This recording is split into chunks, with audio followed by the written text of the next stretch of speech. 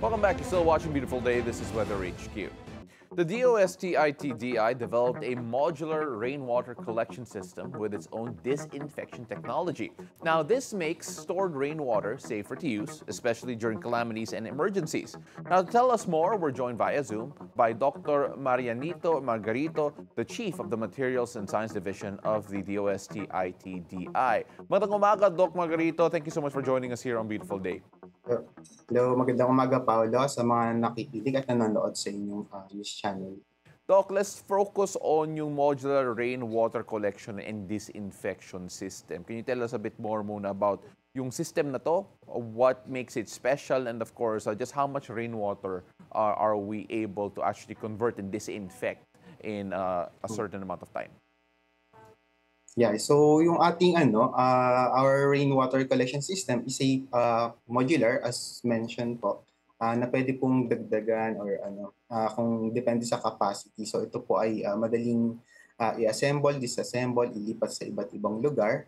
Kaya napapakinabangan sa mga ibang lugar, region, remote areas, like for example, nagkaroon kami ng installation ito sa Marawi, sa mga kampo po, sa iba pang remote areas. And recently, nag-donate po kami sa San Juan sa LGU po ng San Juan ng rainwater collection system. And together with another facility po, yung another treatment, we can do disinfection po on the rainwater and then make it potable. So it's another technology po na in-offer din po ng ITDI. So from rainwater, magiging potable din po siya. So ang capacity po nito is 1,000 liters po. 1,000 liters po. So we want to also give credit to the researchers and the team behind this project. Can you tell us a bit more about yung proseso po, yung timeline nila, and of course, just who were the people who came together po to make this all happen? So ang project po nito ay nagsimula nung kasagsagan po ng, I think, sa Marawi, and naabutan ko na po kasama po ang aming mga previous na mga, nag-retire na po yung mga nagpasimula nito. Sila Doc Bless, sila Basilia, sila Doc Maurice, and Ma'am Josie. And eto po, during the Marawi siege po, so may mga dineploy po ng mga system nito, and yun sa rainwater collection system. And for the water treatment po na disinfection, that's for the grupo nila, Engineer Ray Isguera, ang aking pong may bahay na Primordial Margarito. Sila po yung yung team po nila, sila Dante Vergara, yung nag-produce po nitong water treatment system naman from rainwater and other source of water po. Doc, can you tell us a bit more about yung treatment system, yung disinfection nila? Because obviously, very important step in making rainwater safe. Minsan, sasabi ng mga ibang tao, rainwater, dapat malinis na yun eh. But why is it important to disinfect? And of course, what type of disinfection does the system actually perform? So, tama, Paolo, no, yung rainwater, actually, pag malinis na yan, but the source will be, will have a contamination. Yung sa rainwater collection system natin is dumadaan kasi sa mga bubong, which we cannot guarantee po yung safety niya. So, may mga debris or and during initial downpour ng rain, so may mga sa hangin, may mga dumi and contamination. So, kailangan po natin i-treat to before natin gamitin. So, yung sa treatment system naman po, it includes a process called na coagulation. So, wherein may dinadagdag na coagulant yung perchloride para magbuo yung mga dumi or mga contaminant, including mga heavy metals. And then, nag-undergo siya ng several treatment like filtration, activated carbon, and disinfection using UV light. So, ito po ay isang standalone with solar-powered po. So, pwede po kahit brownout or walang kuryente sa lugar na to. So ito po yung system na nakikita niyo. Ito po yung model na 3D printed and na showcase sa Geneva po nung last year po, and nanalo po ng award during that time. And marami na rin pong pwedeng gamitin bukod sa rainwater po, na hindi pwede rin pong gamitin yung yung mga sa ilog or sa mga groundwater, kasi hindi rin natin ma-ensure na safe din po yung sa groundwater. So may mga different source sa surface, sa mga ilog, sa mga rivers. So yun yung pwede natin gamitin itong mga treatment system na to. Mhm.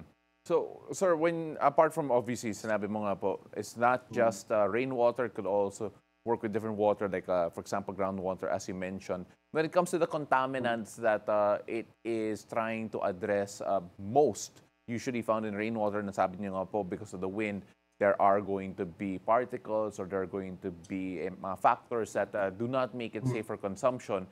When we take a look at the key contaminants na kailangan talaga tanggalin to make sure that water is potable, what are those Mhm. contaminants na talagang hinahanap or at least talagang ina-address ng system na to? Opo. So, yung system na 'to, halos sa karamihan po ng contaminants ay kaya pong tanggalin except po yung ano 'no, sa seawater or salt 'no. Mhm. Sa halimbawa, sa yung mga galing sa rainwater or sa mga source ng ilog, so may mga, unang-una yung mga tinatawag nila suspended, particulates. So makikita mo 'pag tinignan mo yung tubig, may mga makita kang mga parang maliliit na 'no, so yung tinatawag na suspended, particulate. Meron yung mga na-dissolve na na substance. So possible po yung mga arsenic or yung mga heavy metals na poisonous din in the end. Yung isa pang contaminant na medyo concern sa mga other source is yung microbiological, which can cause several diseases na like diarrhea or mga typhoid or cholera. So yun yung mga sometimes during this episode ng mga rain, so may mga outbreak ng ganitong mga diseases. So natatanggal din po dito with the series of treatment, including UV disinfection, filtration, and activated carbon. So lastly, meron siya activated carbon, so natatanggal din po yung amoy Mhm. and yung lasa po na associated with the organic, tinatawag natin organic matter po. Yung cost estimate po nito is around 300 to 400,000 pesos. When you talk about yung communities that are Hmm. and LGUs that are trying to use this particular technology po, Mm-mm. can we talk a bit more about yung adaptation nila po? Which LGUs and communities can actually invest in this system and actually make the best use of it po? Mm.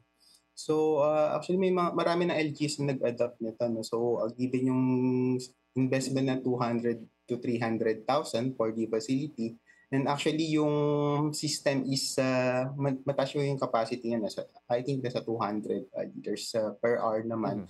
yung treatment, we can treat a lot of volume. And yung cost, I think yung cost ng treatment is less than 50 centavos per liter po yung ano. I'm not sure the exact uh, amount kung magkano po yung treatment nung per liter ng water, but it's less than 50 centavos po. So yun yung ano. And we encourage through our regional office, yung mga LGU, if you need this technology, we can provide po yung sa regional office namin. And in addition, ito pong technology na to, I think dineclare nila as public good na tinatawag. So yung mga royalty is na-waive na. So we can reduce the price of this Mhm. to help a lot of people all over the country. Doc, we have to go in just a bit, but before I let you go, can Mhm. we know how many of these systems have already been deployed around the country? And of course, normally, what areas do you see it being used the most? Opo. So actually, I think more than 10 na for both system. I'm not sure dun sa exact amount kasi may mga ongoing pa Mhm. na deployment and construction or fabrication. So yun yung ano, and a lot of areas or province in the Philippines would like to use this system since mataas po yung output, lalo po yung ano yung recent na ano nila sa Rizal na talagang remote areas and they need to bring this manual kasi tatawid siya ng ilog and bundok. So yun yung ano Mhm. kagandahan nito. So standalone siya, don't need the electrical outlet, you don't need the power source. So pwede siyang mag-operate basta there's a source na pwede natin pong gamitin na for this for treatment. And so far yun safe naman po yung ano and I think a lot of the community that this technology were deployed, very grateful that they had this deployed in their system. So actually isa pang dagdag ko lang, so yung mga areas na may mga volcanic eruption, so nagkaroon ng contamination ng heavy metals na natitreat din po ng system, and na-reduce po yung mga diseases associated with this kind of contaminants po. Napaka-timely po considering na nasa alert level 2 ang Mount Canlaon ngayon. Maraming salamat po. Thank you so much for joining us. He is the Chief of the Material Science Division of the DOST-ITDI, Dr. Margarito. Maraming salamat po. Have a great morning. Maraming salamat, Paolo.